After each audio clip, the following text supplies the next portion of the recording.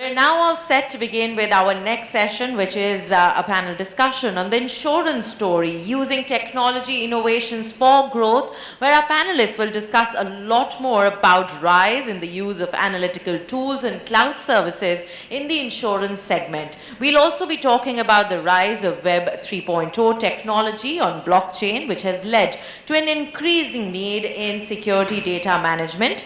Our panel will also be touching upon using analytical tools for analyzing consumer behavior, understanding and mitigating frauds, and at the same time how using AI and MI can be made sure that customers are benefiting. To do the honors and moderate this session, we are going to be joined by Mr. Vikram Babbar, Partner and Financial Services Lead, Forensic and Integrity Services, EY. May I please request all of you to put your hands together and extend a very warm welcome to him and our panelists, who I'd now like to extend a very warm welcome to. We have with us Mr. Ajith, Vellat, Chief Information Officer, SBI Life Insurance.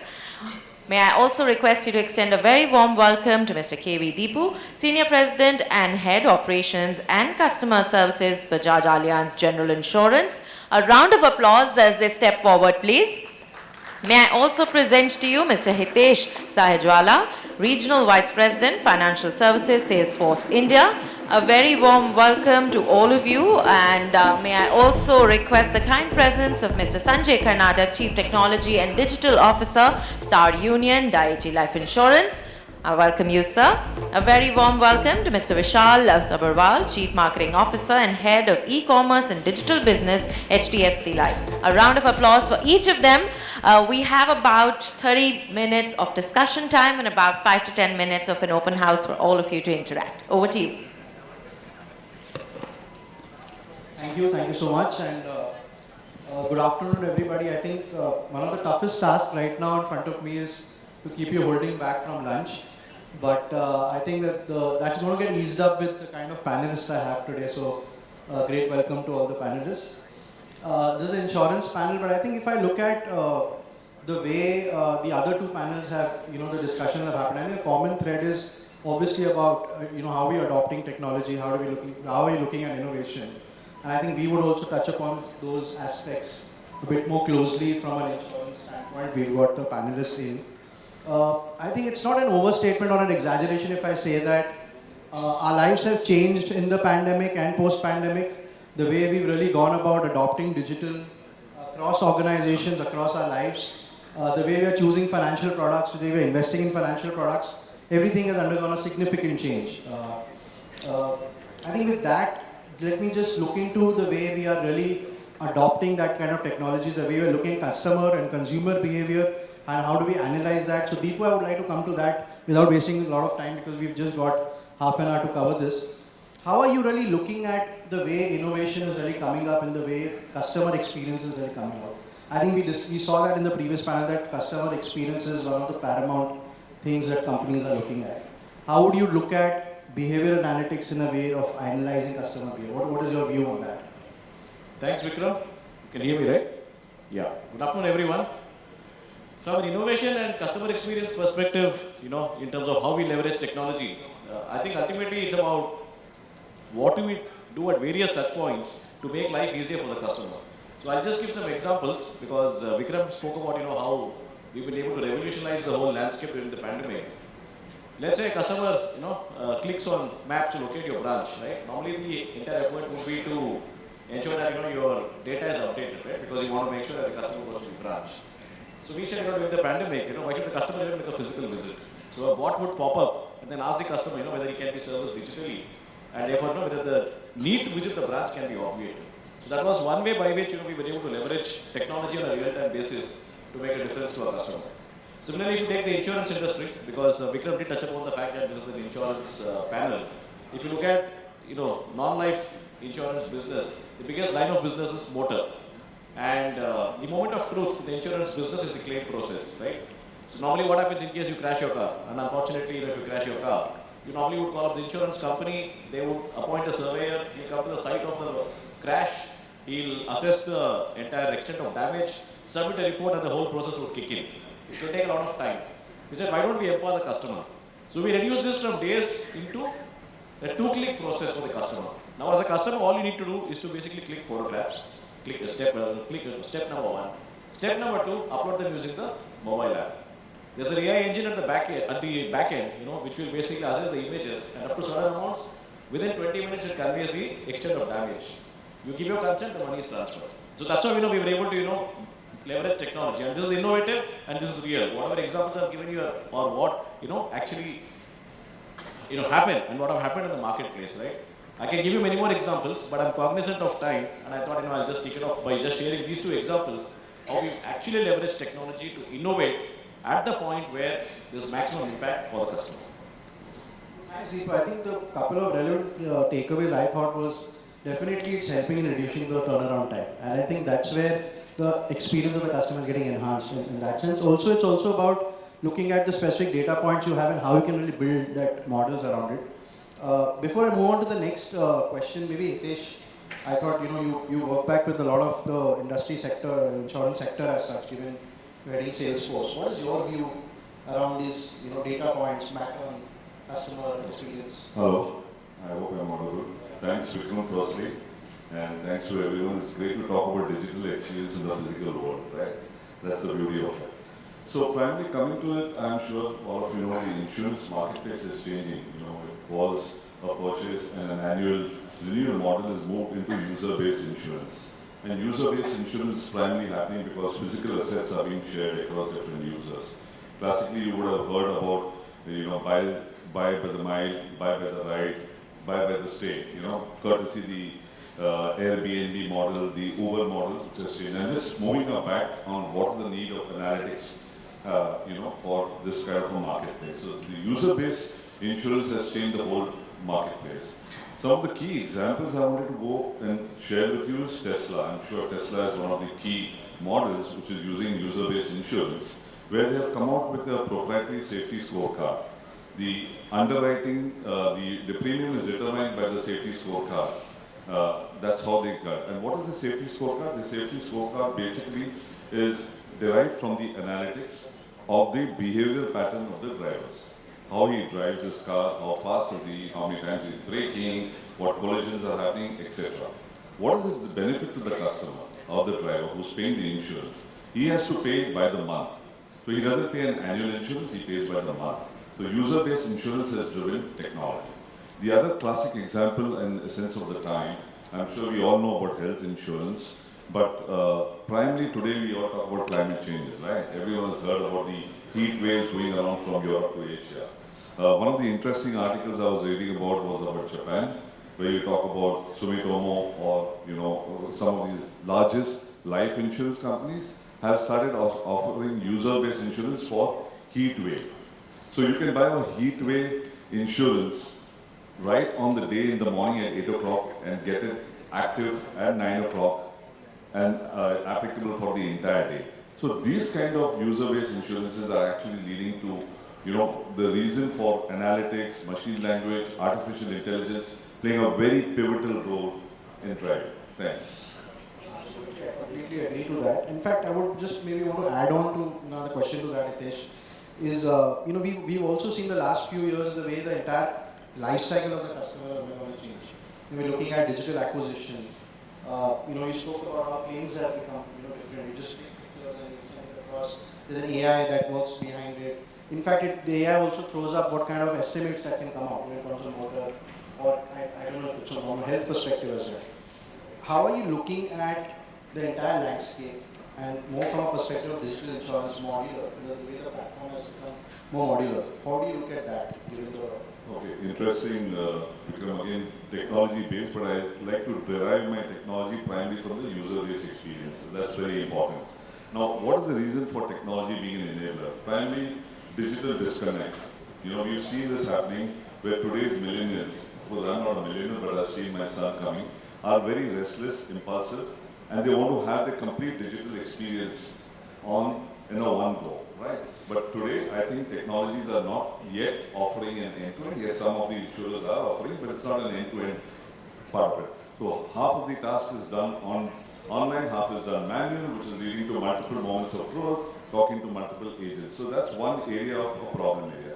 The second is the innovation challenges which are happening, and this is rightly so. Lots of insurers, and not to talk about the insurers out here, are using monolithic-based architectures. Now, these are architectures which have been there, existing for a long time, and with the changing marketplace, the product are actually evolving and adopting to the changing customer behavior. It's getting very difficult for them to make changes into the products, which can be then amended into the product. So these are some of the technology barriers. What is happening is we are seeing a lot of tailwind coming from the government, and the regulators like IRDAI are offering sandboxes to enable these entities to come and develop technology-driven innovations, which is a good part. And that is happening. You're looking at an automated debt claim system getting built on a sandbox. You're talking about how you can mitigate risk for motor insurance leakages which are happening. So these are some of the tailwinds which are helping. Now coming to, in short, to what are the technologies, I think with the scale what we're looking at, adoption, what is coming in, user-based insurance coming in, cloud-based models are evolving. We just heard from AWS team also how cloud-based models are evolving. They help you to scale, they help you to be flexible, they help you with the security concerns which are actually emerging. So that's one important thing. Second, I know our esteemed panelists here, but they would definitely agree, is that lots of insurers are looking at low-code, no-code kind of platforms.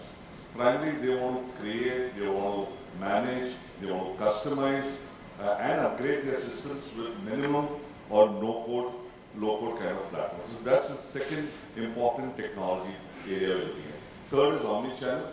We all know you may be on a mobile today, iPad later, desktop, wherever you are. You want seamless integration. Fourth, we're seeing systems of engagement. I think that's very critical.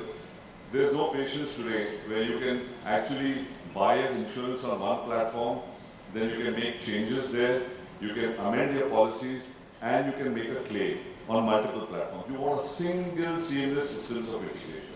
That's very important. The fourth one is API-driven architectures. I think this is very important because you're looking at more collaboration, you're looking at more participation of your distributors, employees, customers, partners. So API-based architectures are getting very, very critical and important. So I think these are some of the important technology areas you should look at while evaluating. No, absolutely, Hitesh. Thanks for mentioning that. I think API-driven architecture is definitely one of the most important parts, and I'm seeing that a lot of adoption is happening around that. Not only insurance, but across BFSI as such. But I guess that brings me to the another important discussion point, and maybe Vishal will come to you for that. We are talking about the way things have changed. We're talking about the way technology is being adopted, innovations, more of the way business is really looking, the increasing, or we want to increase through a better customer experience. But when we also look at data-driven models, we also look at risk-driven models. We understand that there are risks that are again and again, catching up from an industry standpoint. We are seeing a lot of incidents that are happening across. I think in COVID again, the way the claims frauds shot up, that was significantly high. And I'm sure as a life insurer, you would have witnessed that as well. How do you think these data-driven models can be used to identify these fraud-related risks much faster or in a more ideal manner? Do you think things like predictive analytics can support in that? And as insurers, do you think how well can be adopted in the current times? Sure. So, Vikram, before I get into the data-driven model, I think it's very important to understand that a life insurance contract runs into multiple decades, right? So it's very, very different from, let's say, a general insurance contract or a PLC contract. So just in terms of what has happened so far, before I kind of come into that. So I think the first element of insurance application is collecting information. Historically, this information has been collected on a paper form and all of that. All that has pretty much gone away, right? So none of us kind of fill up paper-based proposal forms any longer. All of that has got digitized.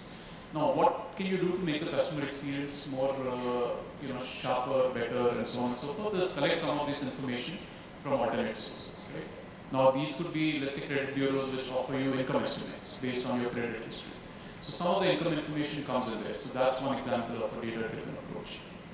Secondly, you're collecting money along with the application, right? Again, a lot of the money collection has become digitized, right? Again, there, some sort of verification happens around the AML, KYC, and that's an enhanced layer of, let's say, verification which is happening there. The third piece is document flow, right, around KYC and all of that. Now again, the document flow, because of what the government has done, around Aadhaar and everything else, you can ping databases. It can be the CKYC database, it can be the Aadhaar database, and with consumer consent, you get this data. Again, an additional level of data validation is happening. Now coming back to the fourth element, which is around risk. So, all of this has become simple, but primarily we are underwriting risk for very longer term things, right? So what do you do there, right? A, of course, you still collect consumer data. But what has started happening is, you have this layer of analytics. So after having built these systems of engagement, and then you have your core system below, in between you have this, what you can call as the intelligent enterprise or the data-driven enterprise, where you have your own models which are running, which have been created by either in-house analytics teams or you work with consultants to kind of help you build these models. These analytic models, what they do is, because at least for us, we have a 2-decade experience right now in the Indian market, you work, you apply these analytical models. You work with the reinsurers, for example, and they have their dynamic risk assessment models. You apply these analytical models on top of all the customer information that you've collected, and then kind of underwrite those policies. So what happens is, let's say 90% plus of your policies can essentially be decisioned straight through. Now the decision could be to approve a policy or to reject a policy or to postpone a policy. That is immaterial. But as far as the customer is concerned, they get this decision very, very quickly. Now obviously there's this long tail of high risk cases where customers need to undergo a medical examination, and part of it is now done on the phone. Obviously in a few cases you still have to go to a medical center. But just like we built the financial stack, the Aadhaar stack in the country, I think the health stack will get built out in the next decade. So once that health registry gets built up, I think a decade down the line we won't even be having this conversation. A lot of the health information will be flowing in seamlessly. And that in turn will make your data-driven models more intelligent, more sharper, and the customer experience better, right? Because that thing that I think was spoken in the last session, the customer experience has to get better and better. That is something that is going to be durable. And then with all this data-driven insights, you can price the risk at a bespoke level, at an individual level, rather than doing it at a cohort level. So that can change moving forward. Well, I think multiple important points. Thanks, Vishal, for sharing your thoughts on that. The one thing which I thought was important is how do you work back with the reinsurers, like you rightly said. Because the way the data really gets in, we're able to work on those models much faster and much better in a much better manner, more efficiently. That's more from a life insurance, but I thought maybe Dipu, I can ask you, given that from a GI side, and there are many in the industry from a GI perspective, how does this change? Does it change for you when you're looking at models around risk, models around the way the fraud analytics can really come, how can you really identify frauds or money laundering instances? Does it change for you in a GI life? No, it definitely changes the landscape, and I agree with the way Vishal articulated the whole landscape. When you leverage data, you can actually kill two birds with one stone. On the one hand, you can make the customer experience better. On the other hand, you can get more legitimate data, because when you get into autofill and when you get into auto-populating it using legitimate third-party sources, right, it becomes a double whammy, both from a positive perspective. The other is where data comes in. To your question around fraud and risk is we can do a lot of pattern analytics, right? I can't give away the tricks of the trade, right? Because obviously, there are ways by which we figure out patterns, but that really helps us, in terms of figuring out trends, right? Because today the footprint is increasingly digital, and when we get that, we're able to figure out patterns, right? So, for example, the time of the day the transaction happens, right? Or using some recurring patterns, right? In terms of specific locations or specific segments, some particular names, right? The data can, clearly help you with that. The AI engine at the back end. But having said that, one thing which you need to understand is that this is a science as well as an art, right?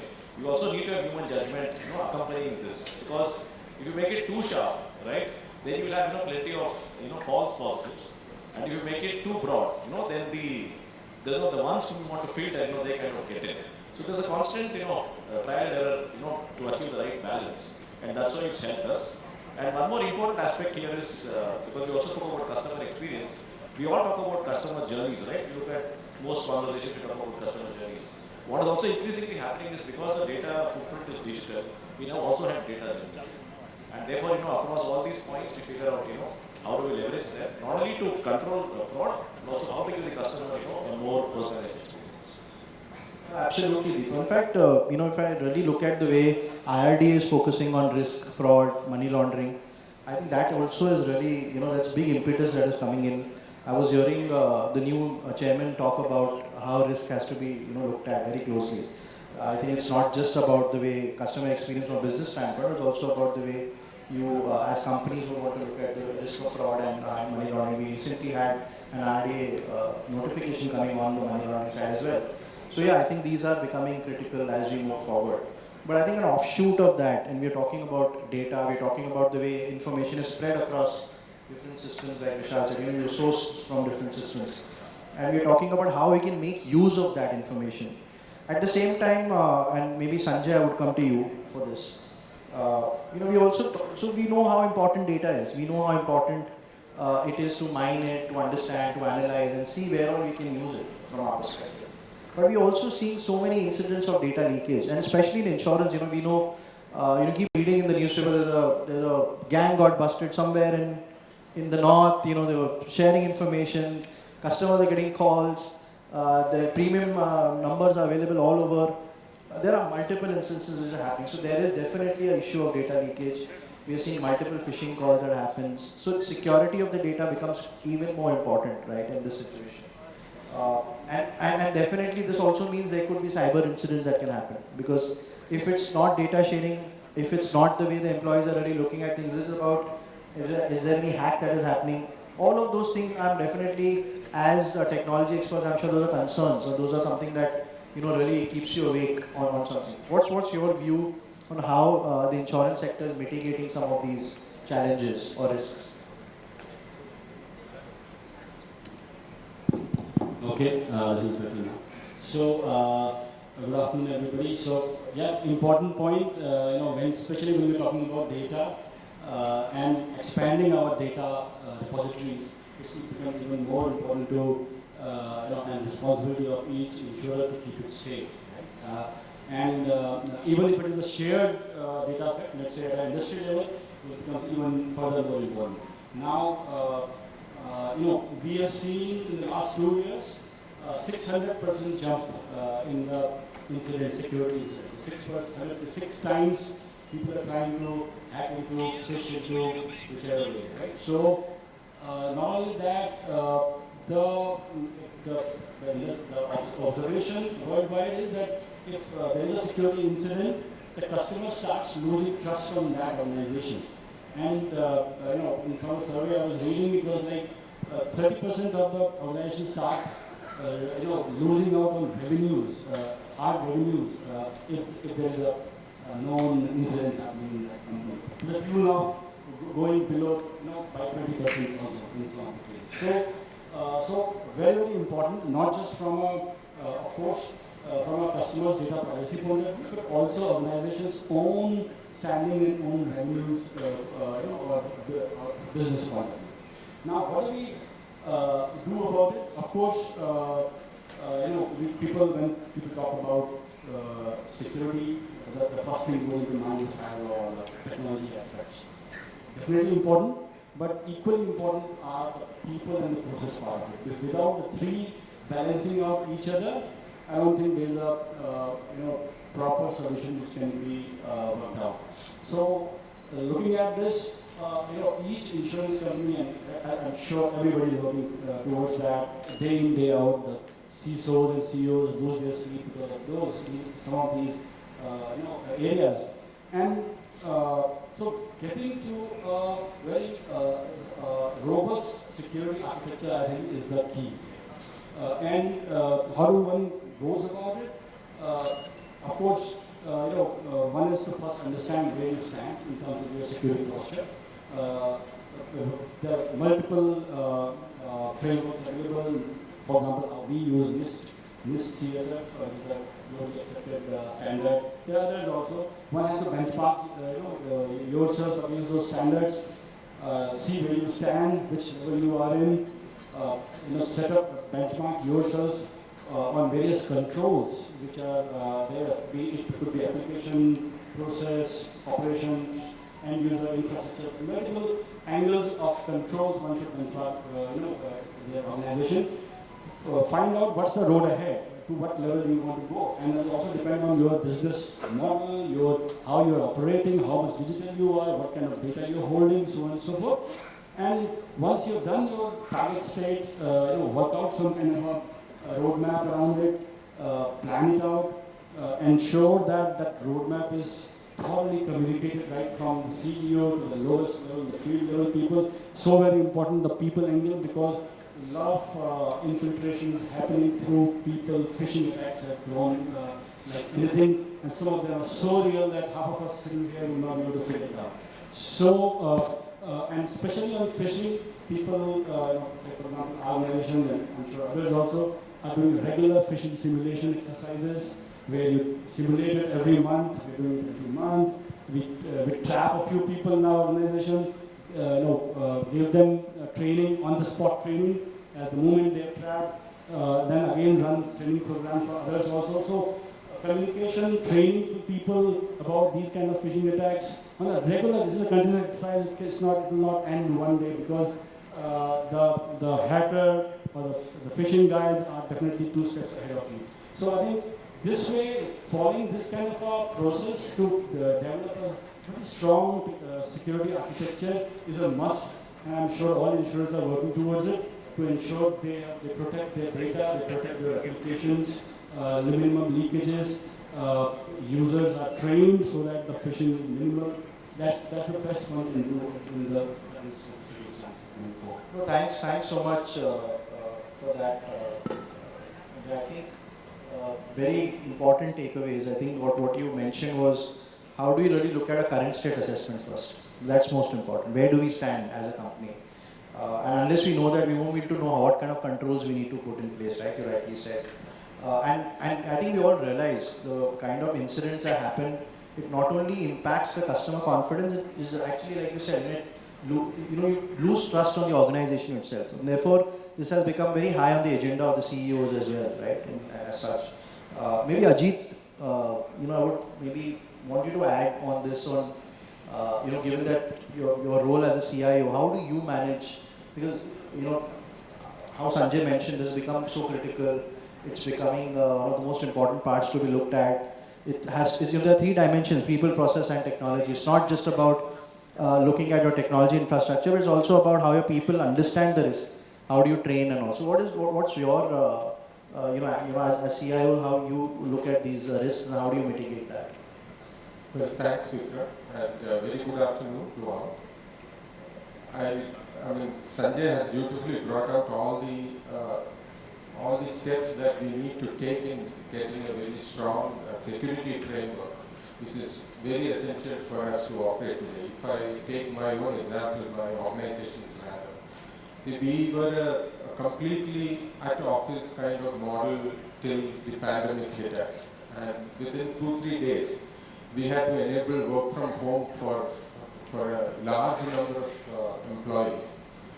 And the challenge was, how do I ensure that if I let someone who's using his own computer connect to my network, how do I ensure that it's done safely?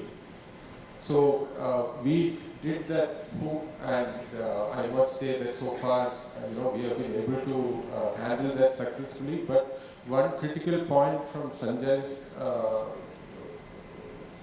talk is about, the best defense I have for a phishing attack is an informed employee or end user, and he is also the weakest link. So that is a process where there is no end. It has to be continuous education and keeping people aware, and of course he spoke about phishing attacks, etc. So that's something which we are also we keep on doing. And of course, then within my network, I need to ensure that all the tools are available to, whether it is endpoint, server, firewall, load balancer at all stages, and email, DMARC compliant email system, you name it. All that we do work on. But one key point is also about about the vendor risk management, because today with the need or demand for agility and speed and innovation, our application architecture is also has become complex in terms of integration within your environment itself, then connecting with the third-party databases or other vendors. So it's a complex structure, I would say. And how do I ensure that the third-party users who are connecting to me, they are also as strict about security as we are. So that is a program which we have separately, where we have a process around how do we vet and ensure that there are certifications, audit, there are a lot of process around it, but that is something which is very critical. But because what I understand is that, many places that is how the breach has happened and the ransomware has happened in some of the places. So I would that the vendor risk management as another key piece that need to be included in your security process. Thank you. Thanks for your reports, Ajith, very valuable again. I think the key is to realize that this is a continuous process, right? This is not something that you assess it and then you believe that you're already there. I think it's about how you continuously learn and continuously assess and continuously improve at the same time. So thanks for mentioning that. I think let me just move on to the last theme of our discussion. And while we're talking about controls and while we're talking about continuous improvement, there are certain things that are also helping from an industry standpoint. And I think one of them is how do we really look at sharing of information, the kind of databases now that are available today from an industry standpoint. I know we as an industry are moving towards that in a big way. But centralized databases that are more digital, we spoke about API infrastructure earlier. How important are those information sharing databases or centralized databases? We know that IRD has asked about the CKYC now, and it's now mandatory to look at that. We are talking about how information on the motor activities can be available, or if something can be shared. Medical histories, we're talking about that, or even blacklists for that matter. How important is to then share that information. So, Sanjay, maybe Vishal, will come to you first. What is your view on this industry-wide initiatives, and how can that be useful for really mitigating or improving some of the controls or some of the activities that insurance companies are doing? Yeah, so what is happening, Vikram, is the government is pushing for democratization of information in some sense, while at the same time, at an individual level, the customer information has to be protected, right? But whatever trends which emerge, right, they are allowing, all the users in that kind of an open architecture system to make use of that information. So if you look at CKYC, for example, all financial institutions pretty much have to contribute. Okay? So let's say today maybe 1/3 of proposals that we get, automatically the CKYC match happens. Let's say that information, let's say financialization was to deepen and more information is going into this database in the next 5 years, this is going to double, for example. So maybe 70% of your throughput is, or even higher, kind of goes to a CKYC kind of database, right?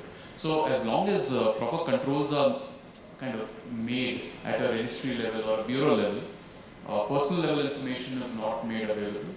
I think what it will do is make kind of whatever trends are happening or whatever relevant analytics, be it on the fraud side, be it on the consumer offering side, that is going to be available to institutions. Now, obviously, institutions have their own risk-taking capabilities.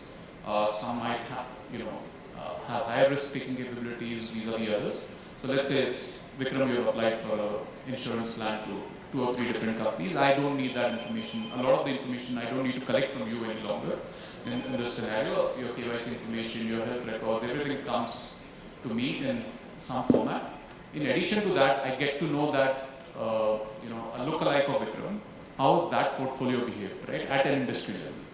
Now, if I have a, let's say, and then I match that to my risk appetite and then offer you an instant decision. So I think it's a forward step. That's how technology, data, and the industry coming together, regulation being put in place, all of this coming together is going to be better for the consumer. It's going to be better for the institutions. And in some sense, I mean, the worry with that is, will all companies become mirror images of each other, right? Where is the competitive advantage going to go? But it's definitely going to be good for the consumer because the pricing should go down and all of that should happen. What is it going to be for the company? In terms of competitive advantage, I don't know. More interesting dimension, of course.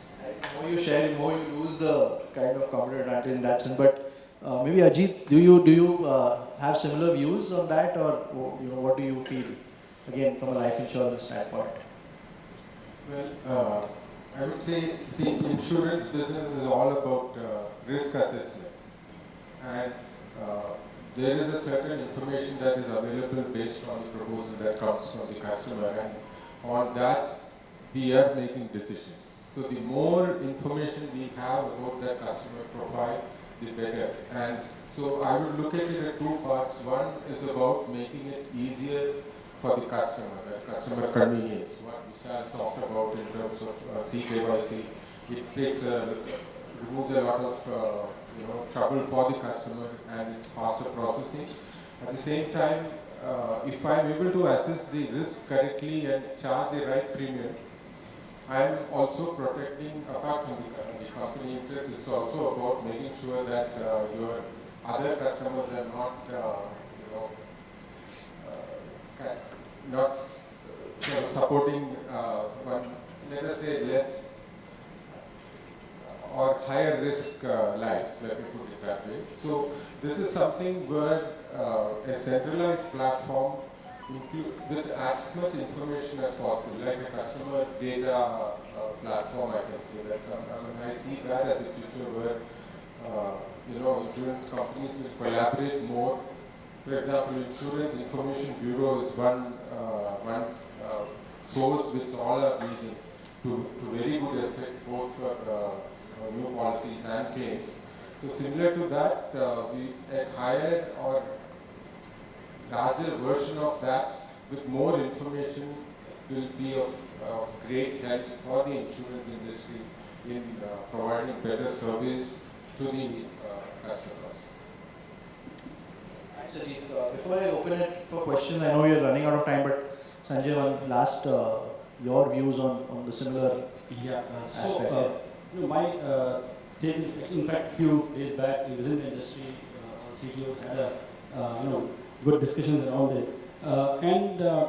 What's coming out is, like Ajith was saying rightly, IIP data is already available, right? Which some of us use, but can that be expanded, as was saying earlier, that Vishal was saying that it can be expanded to health data, account aggregator data is available these days, right, which you can leverage upon from a financial data point of view. So that gives offers convenience to customers in terms of their onboarding journeys, better underwriting, and for insurance also, you can detect your frauds better and so on and so forth. Because another aspect of this data I feel is, one is the data which is through customer consent we are trying to get and give convenience to the customer. You can give a targeted product and so on and so forth.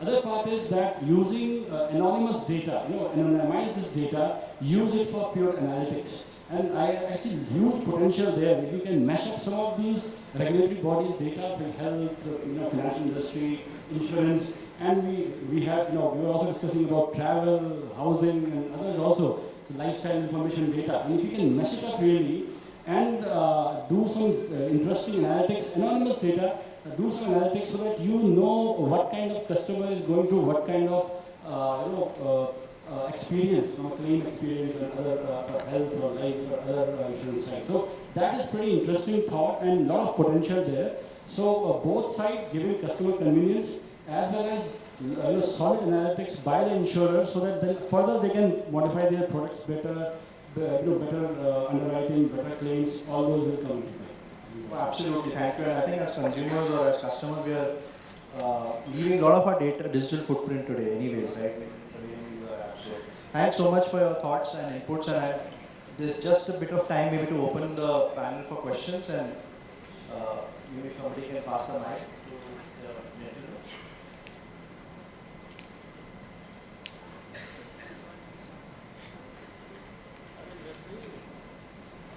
As the government is thinking of putting all the with all the policy contracts being put in the demat form, how the customer is benefited, and will the security improve? Who would want to take that, Vishal? Yeah, so on the demat form, right, I mean, they basically kind of started by saying for all online policies you should do that. And initially the thought was put it in the demat and also send a physical copy to the customer, because that is what a lot of the distribution force was worried about, right? But what has happened after that, we've been sending only, I mean, whatever, demat policies to consumers. And I mean, consumers are pretty okay with that. They're not coming back asking for physical policies and all that. And security has not been a concern. Not even a single case to my knowledge has come with any security issues with the demat. So it's like, you know, let's say your equity demat or your shares or mutual funds stay in a demat. It's not very different from that.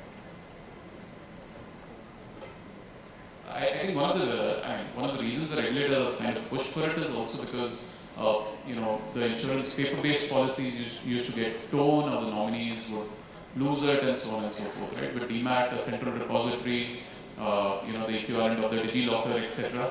coming in, I think you have a central thing where all of this can stay together. If I can add, so customer convenience, I would say, will be the key with this. Vishal rightly mentioned about the document. But more than that, you know, activities like assignment and nomination, etc., where there used to be endorsements or the document need to be produced. That is taken out of the equation because it's safely stored somewhere and digitally goes. In fact, we are currently doing a sandbox on this specific topic. So once as we move forward, those are the innovations that will come around the digital policy, and it's going to make life much easier for the customer and his nominee and everyone else. Thanks for that. I think we're just running out of time, so maybe if you have any other questions, you can just pose it up to the panel. Maybe there's just one last one, somebody's put a hand up, but beyond this, I think we'll just take it up later outside. Maybe that will be convenient. So IRDA has recently proposed open architecture for agents, whereby one agent will be able to sell policies of 3 life insurance companies, 3 general insurance companies, and 3 health insurance companies. My question is around that only, is that what will be the impact on the customer because of this? Positive, negative, because the customer so far has been, you know, looking at the agent as associated with a life insurance company or a particular company. So this is question number 1. Question number 2 is that what is the technology transformation that we anticipate? Will there be, I mean, we just discussed about, you know, a lot of KYC and common things, actually, data of the customer. So will there be a common onboarding tool which will, you know, be applicable to all the insurance companies across? Yeah, I think on the second question, I think the regulator has also spoken about some sort of an exchange being formed for consumers to you know, purchase products. So, but I think as insurance companies, all of us would want to kind of have our own proprietary platforms so that we have better control of the customer experience. On the number 1 piece, I think around open architecture, I think from a consumer perspective, one, of course, you know, there was always that feeling when an agent came to you that he's trying to push you something. But if an agent has multiple products or he's offering multiple options to you as a consumer, I think it's good from a consumer perspective. I think also from an agent perspective, you know, it makes insurance companies more competitive in terms of offering more superior products to ensure that the agent stays proprietary to you or they sell your products. I mean, this happens with web aggregators and brokers even today, right? It's not very different from that. I think more options for the distributor would mean more options for the consumer as well, and more competition in the industry. So that's what I was telling Vikram, right? Where is the competitive advantage? So you now really have to work hard. So either it's your brand, the trust that you've generated, the experience that you offer, and whatever else comes after that. Well, thanks so much, and thank you so much to all sitting here, and thanks so much to the audience, the panelists as well.